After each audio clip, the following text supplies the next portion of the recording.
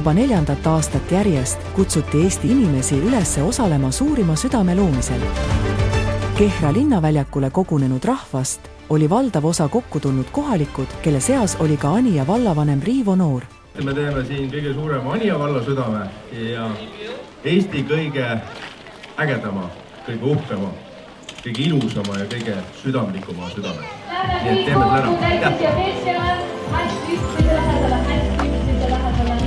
Hästi lähedale, nii. Me saame ühe korra veel letitada, nii. Kõik tulevad hästi lähedale. Süda. Hästi lähedale, jaa. Nii, lehitame üles.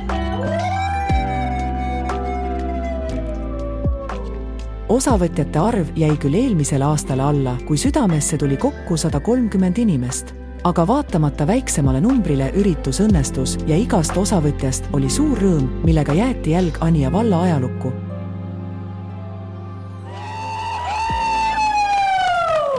113, see on nagu jube äge number. Võitlesin viimane asi, mis me täna teeme.